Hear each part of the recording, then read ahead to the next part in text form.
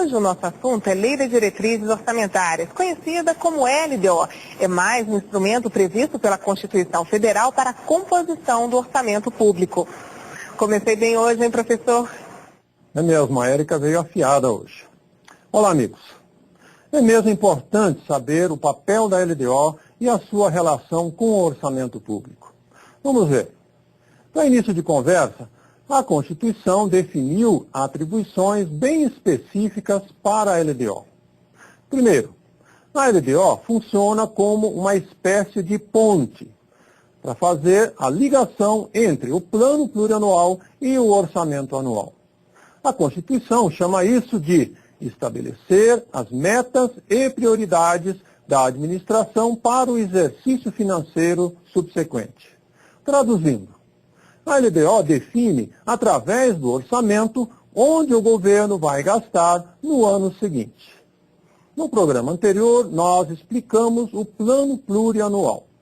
Pois bem, o PPA abrange as ações a serem executadas em um período de 4 anos, não é isso?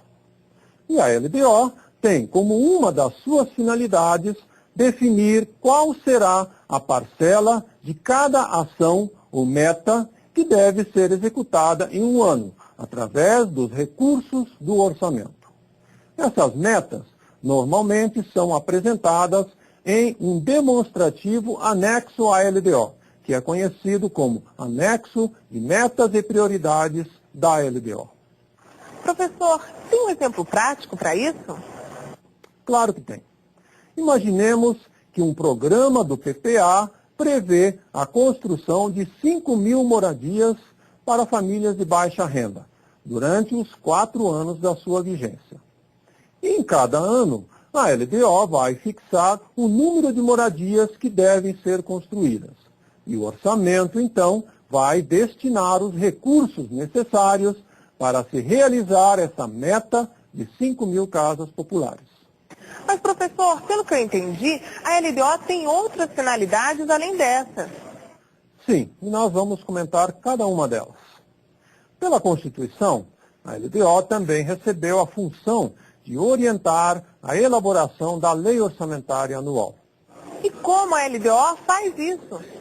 Principalmente apontando como o orçamento deve ser detalhado e também quais as informações que devem acompanhar a proposta orçamentária. Isso é fundamental para que o Congresso possa ter um bom nível de informação. Dessa forma, o Legislativo pode fazer o seu trabalho com conhecimento de causa, discutindo, melhorando aquilo que for possível melhorar. Então quer dizer que o Congresso pode modificar o orçamento? Pode sim, mas dentro de certas limitações. Mas isso será assunto para um outro programa. Por enquanto, nós precisamos entender como a LDO orienta a elaboração do orçamento. Bem, eu havia comentado que a LDO tem outras atribuições. Sim, professor. E quais são, então? Uma delas é disciplinar as alterações na legislação tributária.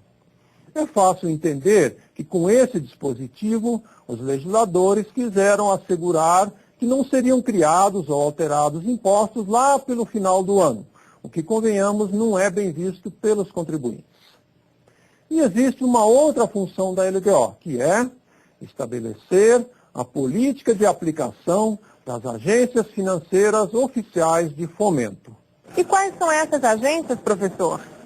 O BNDES é a principal delas. Como nós sabemos, esse banco tem a missão de investir, por exemplo, uma parte dos recursos do Fundo de Amparo ao Trabalhador. Isso para financiar empreendimentos que contribuam para a geração de emprego e para melhorar a renda dos trabalhadores. Professor, e a LDO tem data certa para ser aprovada? Sim. O presidente da República deve encaminhar o projeto da LDO até 8 meses e meio antes do encerramento do exercício financeiro, ou seja, 15 de abril. E o Congresso tem até o final do primeiro período da sessão legislativa para aprovar a LDO. E por que isso, professor? É porque, sem a LDO aprovada, o Poder Executivo não consegue elaborar o orçamento do ano seguinte. Uma outra função muito importante da LDO federal é que ela deve autorizar todo e qualquer aumento de despesas de pessoal. E o que mais faz a LDO? Para ser sincero, um bocado de coisas. Com a Lei de Responsabilidade Fiscal, a LDO recebeu uma série de novas e não menos importantes funções. Vamos pela ordem. Dispor sobre equilíbrio entre receitas e despesas. Dessa forma, a LDO cumpre um papel fundamental na obtenção do equilíbrio orçamentário. As metas de receita e de despesa assumem o caráter de um compromisso do poder público perante a sociedade. Estabelecer critérios e formas de limitação de empenho no caso de queda na receita em cada bimestre. Essa é a forma prevista na Lei de Responsabilidade Fiscal para assegurar o cumprimento das metas de resultado primário ou nominal do exercício. Por essa regra, toda vez que a receita for inferior à meta do bimestre, o governo fica obrigado a reduzir a despesa, de forma a compensar a perda verificada na arrecadação. Definir normas para o controle de custos e avaliação dos resultados dos programas governamentais.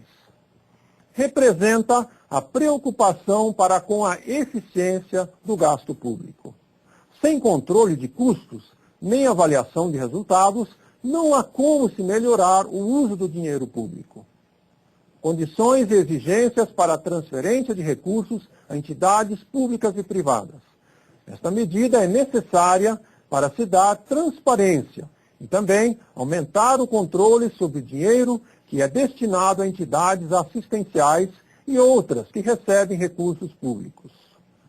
O projeto da LDO conterá um anexo de metas fiscais. Neste documento são estabelecidas as metas fiscais para o exercício seguinte. Essas metas abrangem a receita, a despesa, os resultados nominal e primário e o montante da dívida para os próximos 3 anos.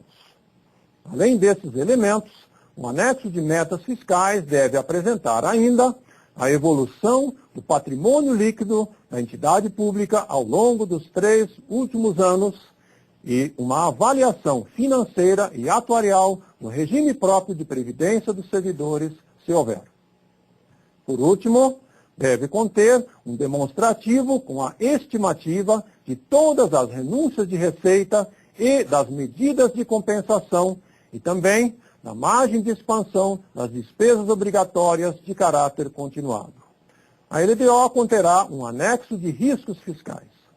Neste documento devem ser demonstradas todas e quaisquer situações que possam afetar as contas públicas durante o próximo exercício financeiro, assim como as medidas que serão adotadas para atender a cada ocorrência. Um exemplo bem característico de risco fiscal são as ações judiciais que acarretam despesa ou redução de receita ao ente público. A demonstração dos riscos fiscais contribui para a transparência e reforça a necessidade de se enfrentar cada situação com as medidas adequadas e oportunas. Puxa, quanta coisa faz parte da LDO, hein? Sim, e ainda tem mais um último detalhe. O artigo 45 da Lei de Responsabilidade Fiscal traz uma regra das mais importantes. Nenhuma obra nova pode ser incluída no orçamento se as obras em andamento não tiverem os seus recursos garantidos no orçamento. E também as despesas de conservação do patrimônio público, conforme estiver disposto na LDO. Se for observada essa norma, nunca mais nós teremos obras inacabadas no país.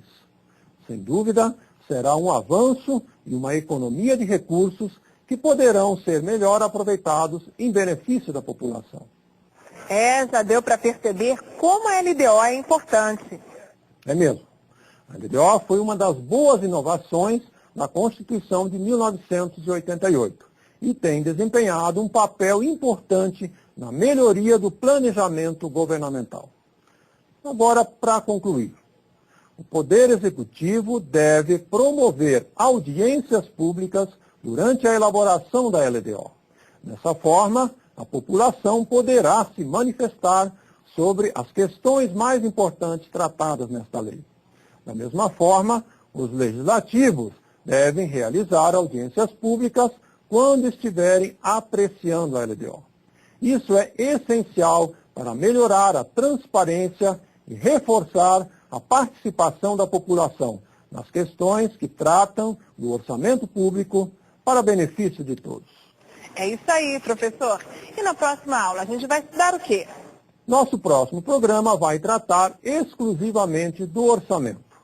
Nós vamos abordar, entre outras coisas, do que se compõe o orçamento e também das inovações que foram introduzidas pela Lei de Responsabilidade Fiscal. Até lá então, e obrigado. Obrigada, professor Ilvio. Até o próximo programa. Tchau, gente.